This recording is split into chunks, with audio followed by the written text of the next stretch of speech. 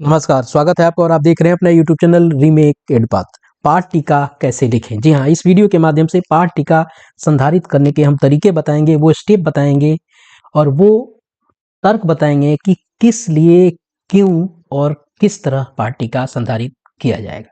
तो पाठ टीका संधारित करने के इस वीडियो में हम जानेंगे कि पाठ टीका कब लिखा जाता है। जी हाँ, इसको लेकर बहुत बड़ा भ्रम है। बहुत सारे लोग यूट्यूब पे वीडियो बना के डाले हुए हैं पास्ट टेंस में, कि आज हमने ये पढ़ाया। तो ये किस टेंस में लिखा जाता है? फ्यूचर टेंस में लिखा जाता है, प्रेजेंट टेंस में लिखा जाता है या पास्ट टेंस में लिखा जाता है? आखिर इसे लिखा कब जाता है? कैसे लिखेंगे? एचएम हस्ताक्षर कहाँ करेंगे? और पाठ टीका के लिए क्या क्या चाहिए? तो चलिए वीडियो को शुरू करते हैं। वीडियो को शुरू करने से पहले आपसे आग्रह करेंगे, पहली बार चैनल पे हैं तो चैनल को सब्सक्राइब कीजिए। कंटेंट पसंद आता है तो लाइक शेयर जरूर करेंगे। चलिए शुरू करते हैं। पाठ टीका लिखने के लिए ये 3 प्रमुख चीजें चाहिए। पहला, रूटीन। जब तक रूटीन नहीं होगा, आपको पता नहीं होगा कि कौन से क्लास में आपको जाना है और क्लासरूम ट्रांजेक्शन कैसे होना है। उसके अलावा आपके पास होना चाहिए पाठ टीका पुस्तिका। जी हाँ, जिस पर आप पाठ टीका संधारित करेंगे। उसके अलावा पुस्तक, ये पुस्तक सबसे ज्यादा जरूरी चीज है, क्योंकि पढ़ाना इसी के आधार पे है। मैं यहाँ इसके महत्व को किसी और तरीके से जोड़कर बताता हूँ। क्यों बता रहा हूँ? चलिए मैं इस पुस्तक के माध्यम से आपको बता रहा हूँ कि कैसे पुस्तक सबसे ज्यादा महत्वपूर्ण अंग और भूमिका निभाता है पाठ टीका के संधारित करने में। आज से पहले जो पुस्तक छप के आते थे उसमें और आज जो पुस्तक छप के आए हैं, इसमें जमीन आसमान का अंतर है, जो आपके पाठ टीका के संधारित होने में बहुत महत्वपूर्ण भूमिका वो निभाता है। चलिए देखते हैं। हमने एक उदाहरण के तौर पर पर्यावरण और हम भाग 2, जो आपको चौथे वर्ग में पढ़ाया जाता है, उसको लिया है हमने। क्लियर है? अब यहाँ हमने इसको लिया है, तो जैसे इस किसी भी आप किताब को लिए, मैंने इस किताब को यहाँ लिया हुआ है, किसी भी किताब को अब जैसे आप पलटेंगे और उसके विषय सूची पे जाएंगे तो आपको अब विषय सूची नए कलेवर में दिखेगा। नए कलेवर में क्या दिखेगा? एक तो दिखेगा क्रम संख्या, पाठ का नाम दिखेगा, पृष्ठ संख्या दिखेगा। नया आ गया है माह, किस माह में कौन से चैप्टर पढ़ाने हैं, और सबसे महत्वपूर्ण चीज घंटियों की संख्या। अब देखिए, मान लीजिए कि इस अप्रैल महीने को ही देखते हैं। इसमें 3 पाठ आपको पढ़ाने हैं। पहला पाठ है रंग बिरंगे खिलते फूल, और इस एक पाठ को कितनी घंटियों में पढ़ाना है? 6 घंटी में पढ़ाना है। बहुत सारे शिक्षक करते क्या है, गए और एक ही दिन में सारा कथा उड़वा के चले आएंगे, यानी एक एक घंटी में पढ़ा देंगे। जबकि इस एक पाठ को कितने घंटी में पढ़ाना है? आपको 6 घंटी में पढ़ाना है। 1 घंटी 40 मिनट की होती है, तो 6 चौका 24, आपको 240 मिनट खर्चा करना है इस पाठ पे। उसी तरह से दूसरा पाठ है, इसको 7 घंटी में पढ़ाना है। तीसरा पाठ है हड़बड़ में गड़बड़, इसको 8 घंटी में पढ़ाना है। ये घंटी, और ये घंटी चूंकि अब आपके सामने इस किताब के माध्यम से सामने आ गया है कि एक पाठ को 6 घंटी में, इस पाठ को 7 में, इस घंटी को 8, इस पाठ को 8 घंटी में पढ़ाना है, तो आप पाठ टीका का निर्माण अपने पाठ में पढ़ाए हुए सारे की जो इकाई हैं, पाठ को आप इस घंटियों के आधार पे बांट सकते हैं कि हमको इस पाठ को 6 दिन में पढ़ाना है, तो कौन से दिन हम क्या पढ़ाएंगे। तो ये आपका बहुत सहायता करने वाला एक आपको घटक है, ये घंटियों की संख्या। अभी जनवरी चल रहा है, जनवरी में देखा जाए तो तरह तरह के घर, इसको 6 घंटी में। अजब गजब अजय जब गांव लौटे, 8 घंटी में पढ़ाना है। आसपास की खोज खबर 7 घंटी में पढ़ाना है। ये घंटी सामने हो गया तो पता चल जाएगा कैसे पढ़ाएंगे। अब चलिए चलते हैं पाठ टीका के संधारण में। ये आपके पाठ टीका का स्ट्रक्चर है, जिसमें आपको इसी तरह से पाठ टीका आपको मिलते हैं, जिसमें पहला क्या है, डेट दिनांक, घंटी पीरियड, वर्ग क्लास, विषय सब्जेक्ट, प्रस्तावित पाठ की संक्षिप्त टिप्पणी यानी brief notes on lessons proposed. Proposed यानी प्रस्तावित है, आगे आने वाला है। कहने का मतलब समझ में आ गया कि यह पहले लिखा जाता है। कल पाठ पढ़ाना है तो आज लिखना है।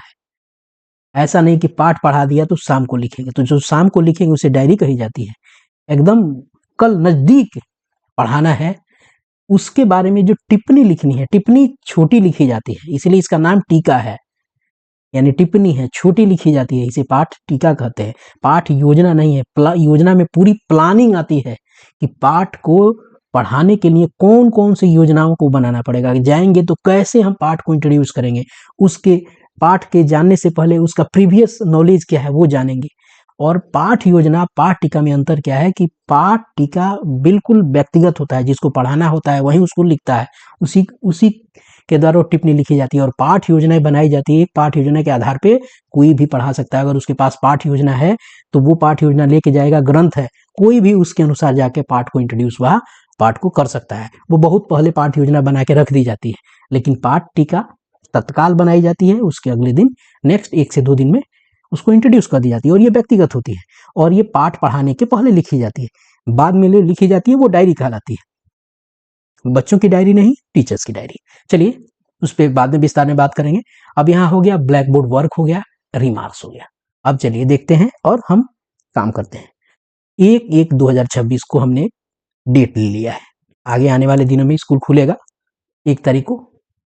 घंटी पहली है हमारी, और क्लास हमें पहला हमें जाना है, हमें मिलेगा, रूटीन में हमने देखा है, मान के चलते हैं, क्योंकि सारा का सारा कल्पना के आधार पे।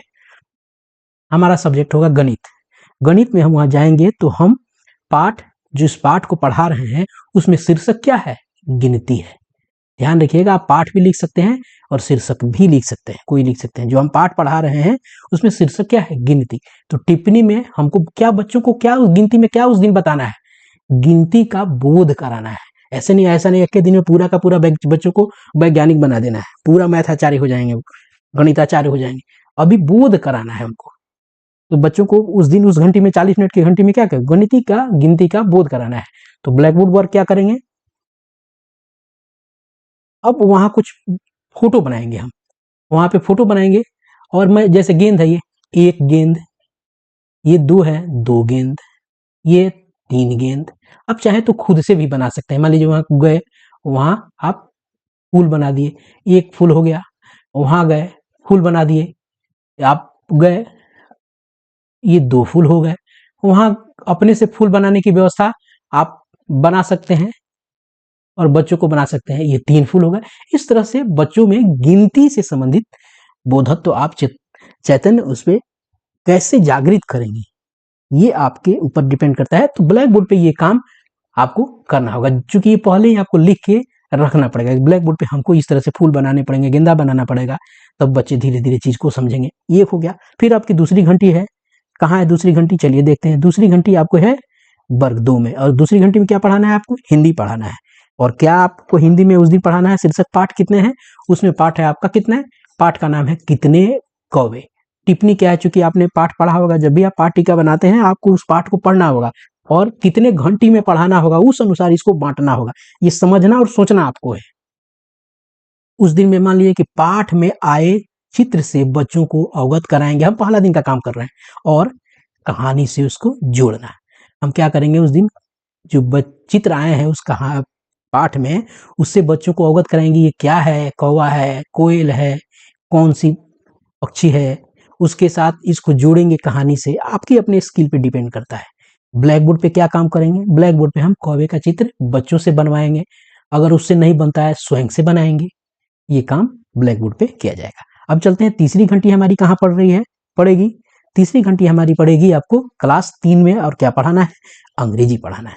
अंग्रेजी में क्या बन रहा है, पाठ हमारा, पाठ हो रहा है द फोन कॉल। तो क्या टिप्पणी में हमें, हम चूंकि किताब हम पढ़ रहे हैं, तो कठिन शब्द का हिंदी बतलाना, उच्चारण के साथ पढ़वाना और उसमें सुधार करना। एक ही दिन में पूरा पाठ तो पढ़ाना नहीं है, 6-7 दिन में पढ़ाना है, तो एक ही पन्ना पढ़ाएंगे, उसमें जो कठिन शब्द है उसका हिंदी बतलाएंगे, बच्चों के साथ उच्चारण के साथ उसको पढ़वाएंगे। अगर नहीं करता है तो खुद से उसे सुधार करके पढ़वाएंगे। ब्लैक बोर्ड पे क्या करेंगे, ब्लैक बोर्ड पे हम कठिन वर्ड जो है बच्चों से उन्हीं से लिखवाएंगे, उनका वर्ड मीनिंग अपने से वहां लिखेंगे, बच्चों से वो कठिन शब्द यहाँ लिखवाएंगे, ताकि स्पेलिंग के साथ, हिजे के साथ वो वहां कर सके। ये ब्लैक बोर्ड पे हम वर्क करेंगे, वर्ड मीनिंग लिखेंगे वहां। क्लियर हो गया। अब चलते हैं चौथी घंटी में। चौथी घंटी में क्या है, कौन से वर्ग में पढ़ रहा है, चौथे वर्ग में पढ़ रहा है। हमने यहाँ चूंकि काल्पनिक के आधार पर रखा है, इसलिए क्रम में सबको रखा है। घंटी किस विषय का है, पर्यावरण और हम का है। तो यहाँ क्या शीर्षक क्या है, जल का महत्व।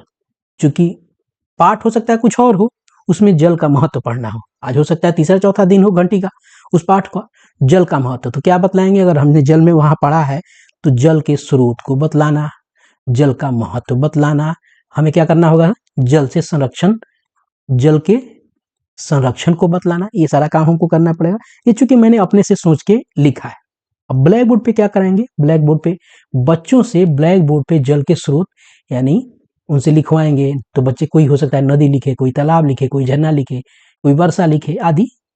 जल के महत्व के बारे में भी बच्चों से लिखवाएंगे, कौन से काम आता है, ये पीने में आता है, खाना बनाने में आता है, सिंचाई में आता है, सफाई में आता है, और भी बच्चे कुछ कुछ लिख सकते हैं। ये बच्चों को 1 to 1 बुला के, चूंकि ब्लैक बोर्ड पे जब बच्चे आते हैं तो ज़्यादा इंटरेक्शन बढ़ता है चीज़ों से। उसके बाद जल से संरक्षण के उपाय, अगर समय बचता है तो आप उनको बताइए, क्योंकि समय की भी जरूरत होती है। मान लीजिए कि इसके लिए समय नहीं गया तो ये अगले आपको पाठ्यक्रम में ये चला जाएगा, अगर नहीं हुआ तो। उसके बाद मान लीजिए 5वीं घंटी है, तो 5वीं घंटी किस चीज की घंटी है, गणित की घंटी है। अब 5वीं गणित की घंटी है तो गणित में पाठ और तो शीर्षक में उस दिन क्या पढ़ा, हमको पढ़ाना है बच्चों को, अगले दिन भिन्न पढ़ाना है। तो जाएंगे तो भिन्न की परिभाषा समझाएंगे, टिप्पणी में हम लिखेंगे, लेके जाएंगे, लिख के अंश हर की पहचान कराएंगे। आपको न्यूमरेटर और डिनोमिनेटर के बारे में बच्चों को बताना है हमको।